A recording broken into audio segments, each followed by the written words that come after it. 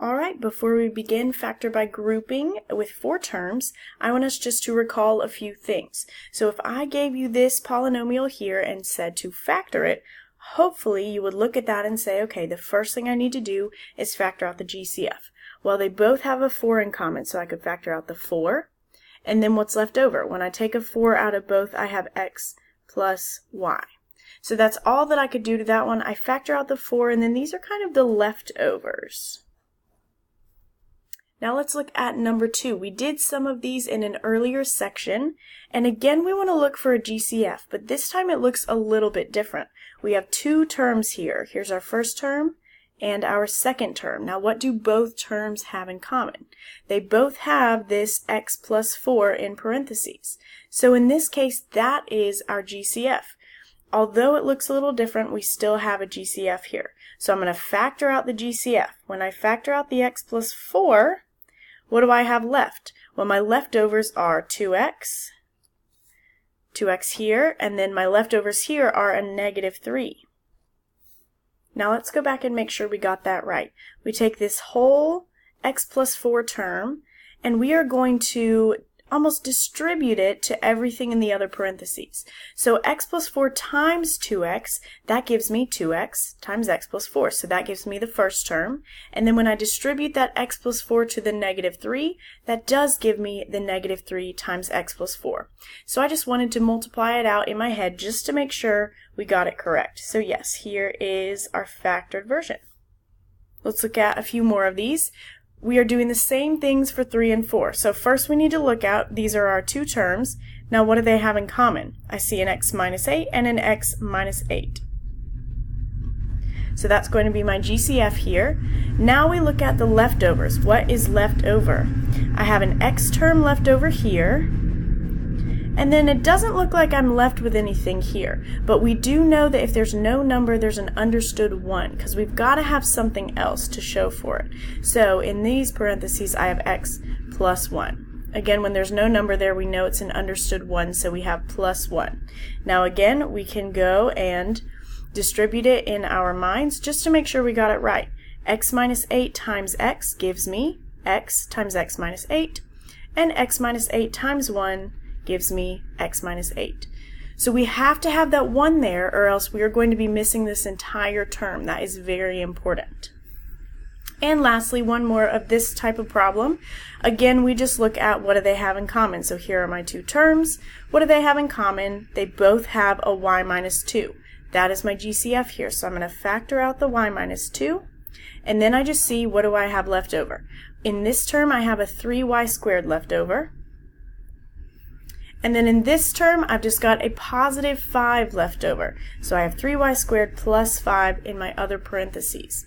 Again, we can check it real quick to make sure we did it right. Y minus 2 times 3y squared, well, that gives me 3y squared in parentheses y minus 2. And then if I distribute it to the 5, I get 5 times y minus 2. So yes, we did that one correctly as well. We just want to go back and distribute to make sure we did them correctly and make sure all of the terms are accounted for.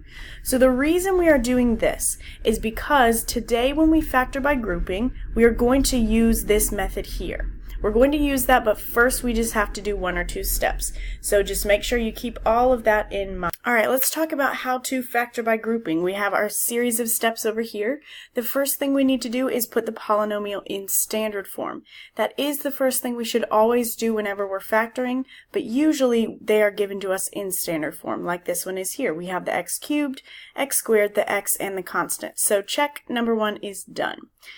Now we need to split the polynomial into 2 groups by grouping the first 2 terms and the last 2 terms. So what I like to do is just put parentheses around the first 2 terms and then parentheses around the last 2 terms. We are going to group them, group the first 2, group the second 2.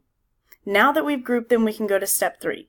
Factor out the GCF of both groups. So for now, just look at this first set of parentheses. We want to know what's the GCF of x cubed plus x squared. What do they have in common? Well, that is an x squared. So I can factor an x squared out of the first set of parentheses, and then what am I left with? X cubed divided by x squared gives me x, and x squared divided by x squared gives me a positive 1. So I factored out an x squared from the first set.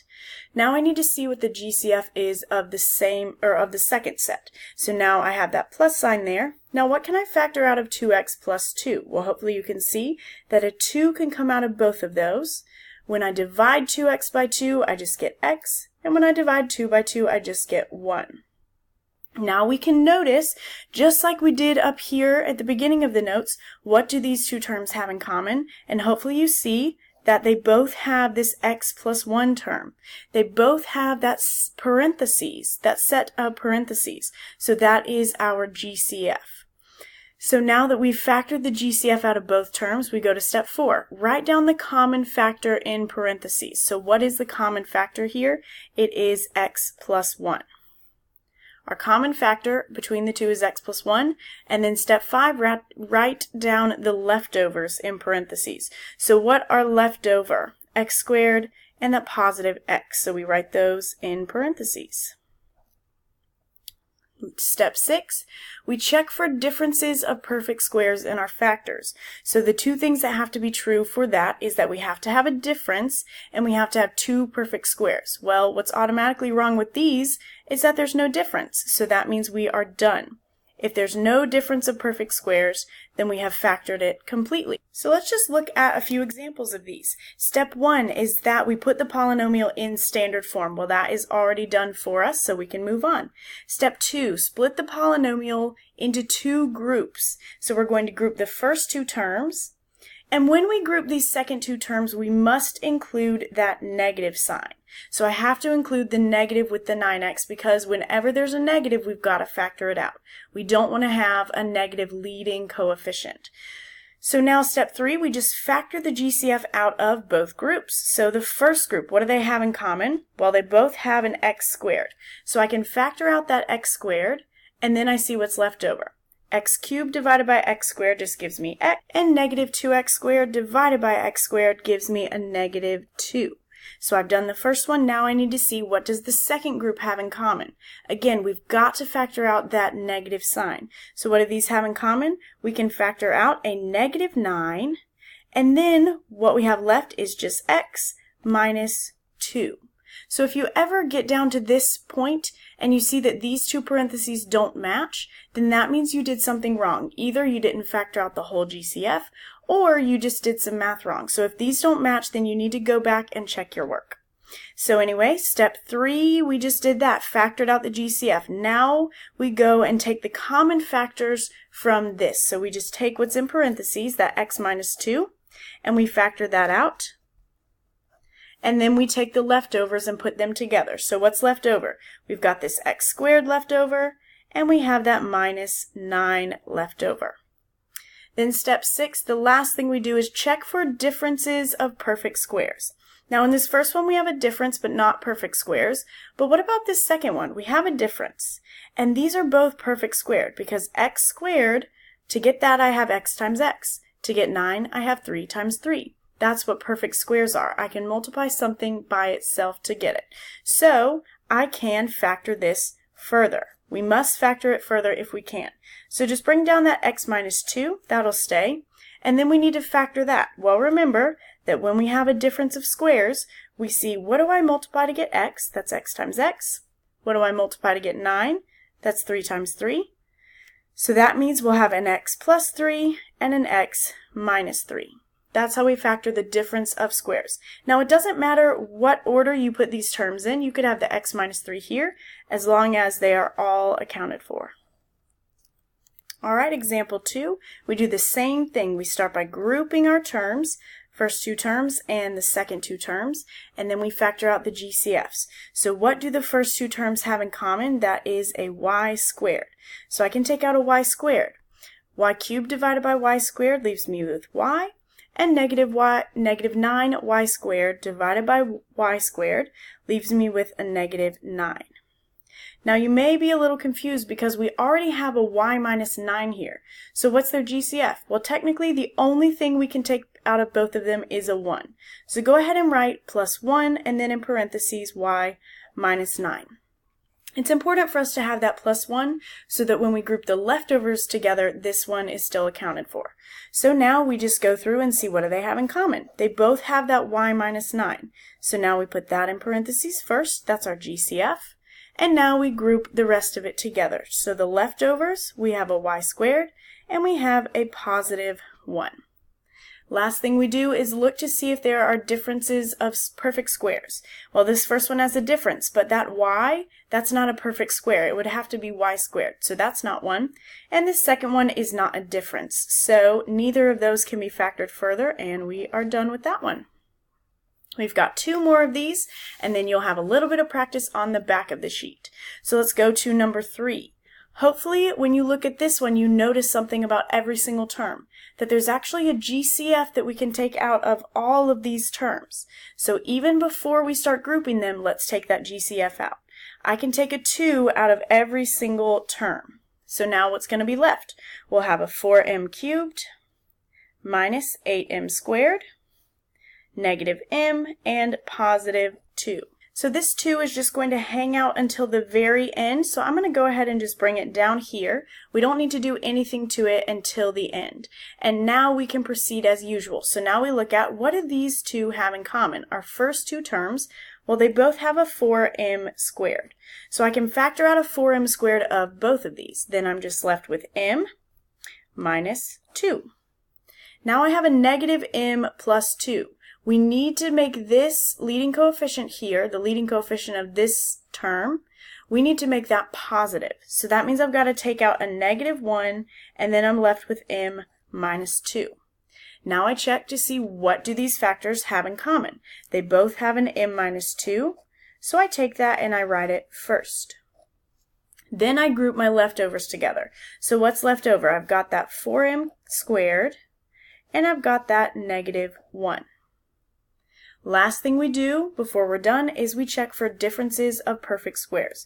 The first one is not a difference of perfect squares because that's not an m squared, but this one is because 4m squared. What do I multiply by itself to get that? Well, I multiply a 2m times a 2m. And then what about 1? I can multiply 1 times 1 to get 1. So we do have a difference of perfect squares here, so that means we need to factor 1 step further. I can just bring down this m minus 2, because I know that won't change, and then I can factor this difference of squares here. So remember when we factor these, we have the same numbers and variables, but we just have 1 plus and 1 minus. So I have a 2m plus 1 and a 2m minus 1. And again, it doesn't matter which order we write these in as long as our GCF comes first. So now we are finished. And in our last example, we've got multiple variables here. We have an a and a b. I know it can look intimidating, but we're still going to do the same thing. So we're just going to go ahead and group them together. We've got our first 2 terms, and we group our second 2 terms. Again, a reminder, if there's a negative, we've got to group it in with the terms. And we just look at what do they have in common, as we have been doing for all of these examples. So what do both of these terms have in common? The only thing is an a. So I can take out an a, and I'm left with 3a plus b squared. Now what can I take out of both of these terms? I have to factor out a negative. And then they both have a b in common, because this has a b and that has a b cubed. So I can take out a negative b, and I'm left with 3a plus b squared. It's a plus because we factored out a negative. Now we need to make sure that these parentheses match up, and yes, they do. So we take those 2 parentheses, those are our GCF, and we write them first. And then we take our leftovers, and that is just a minus b. So the last thing we always do is check to see if we have differences of perfect squares. That one's a plus sign, so that's not one, and neither of those are squared. If this was a squared minus b squared, that would be a difference of squares, but it's just a minus b. So that is all that we can do. Alright, so we did some examples of these, and now it's your turn to get some practice. So on the back of your note sheet, I want you to complete all of those problems, and then some of those problems will be the ones that you need to answer on the Canvas quiz itself. So go ahead and work those out, and then answer the questions on the Canvas quiz.